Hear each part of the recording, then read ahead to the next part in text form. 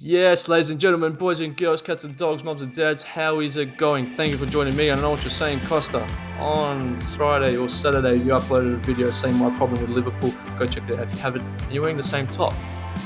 Do you have not any other clothes, man? I don't actually. So ignore that fact because we are shooting some good business out today. Now, before we start, like, subscribe, please. It'd mean the world if you could share it with your friends. Tell your mum, tell your dad. Like, subscribe, do all that business. It mean a lot, mean the world. Thank you very much. 2021 nil. We are here to stay, my homies.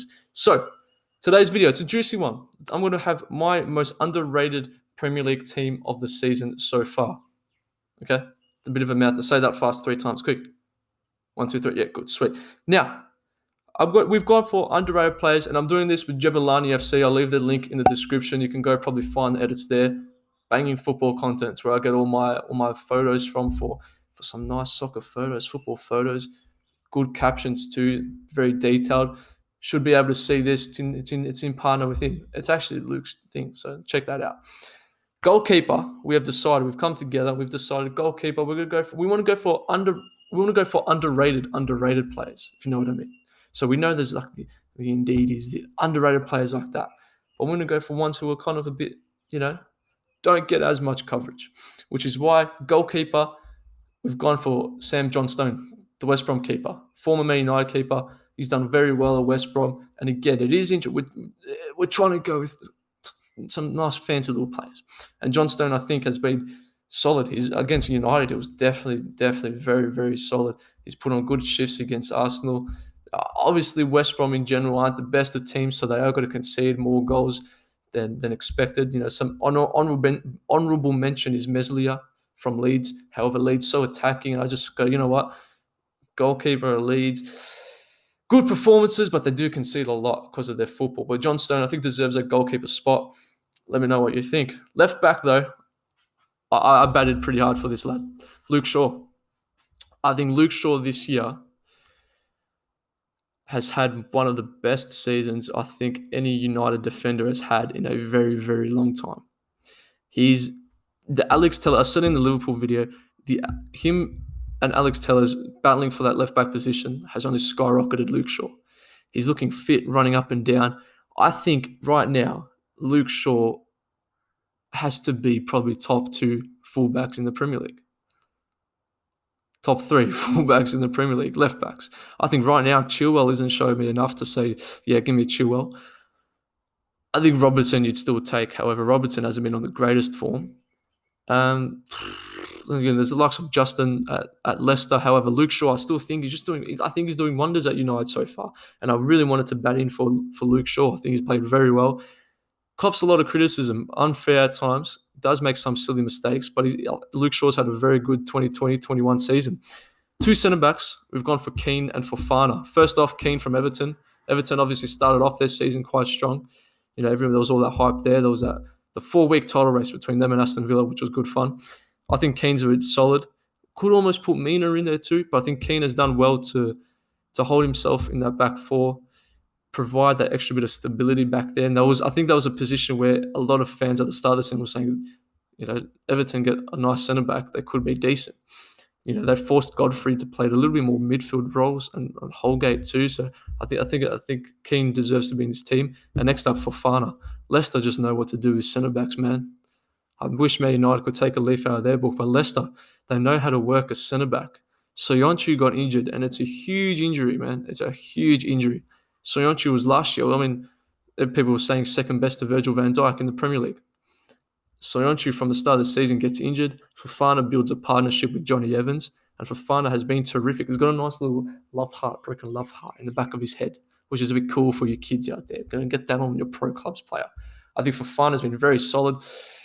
Good partnership with Johnny Evans, and Fofana, I think a player now, Fofana is someone who's starting to get that recognition by the general public in terms of how good he really has been. Next up, right back, and I said he was my player to watch for 2021, Matty Cash. I think this guy's money, no pun intended. I think Matty Cash for Aston Villa is a hell of a right back. Getting up, getting back, going sideways, he can do it all. He's a really, really, really solid player. He can put a ball in nicely. He can come back 1v1 and make sure to win it also. I think he's been pivotal in Aston Villa's success so far this year and rocketing them up the table as compared to last season. Now, midfield. We've gone for 4-3-3 formation, so it's an interesting one. 4-3-3. Just checking the notes because I don't want to mess it up. 4-3-3 formation, and the first midfielder is Thomas Suchek. Now, I had this young lad. He's not really young. I had the big lad in my fantasy start of the season because I said he's almost like a Fellaini for David Moyes. You know, he's the defensive midfielder, but he can get up. He's a big boy.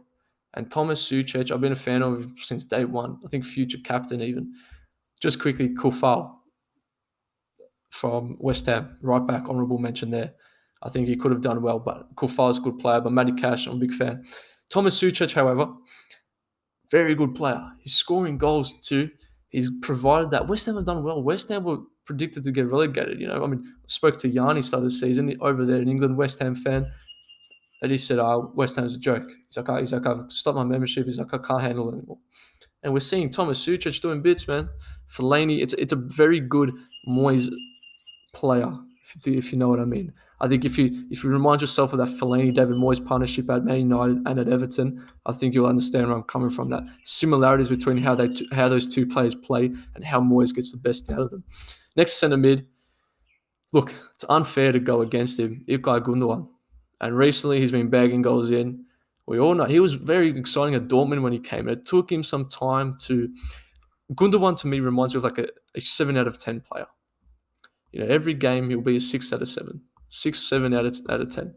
He won't do the fancy stuff, but it will do the stuff that makes you go, you know what, Gundogan, good player.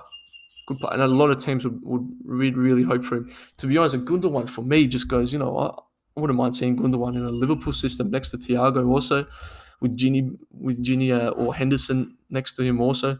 Gundogan's getting a lot of free roam too. De Bruyne injured for the next 3 weeks.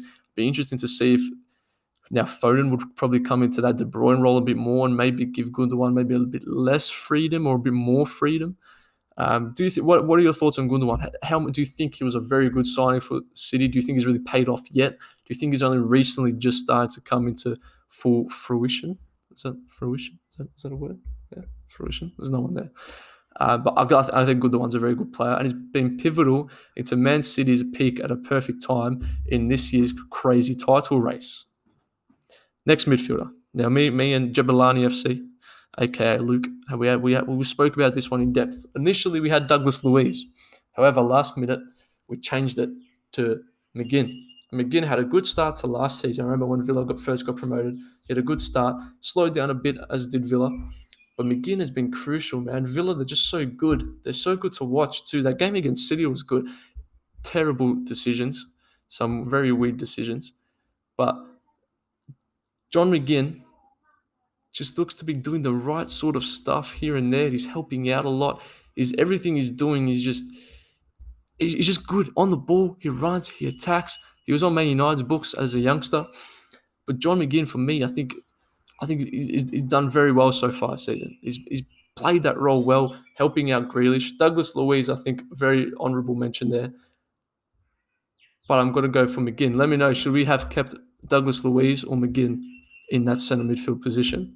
Now it takes us to the front three. Now the front three was difficult. Because it's hard to go for an underrated striker. There's the likes of Olivier Giroud, whose career I think will go underrated.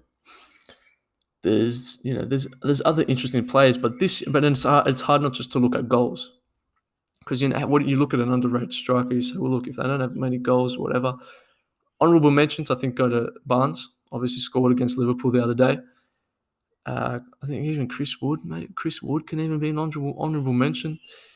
There's a couple of names there who you could say you could probably argue for. However, we've gone for Bamford from Leeds.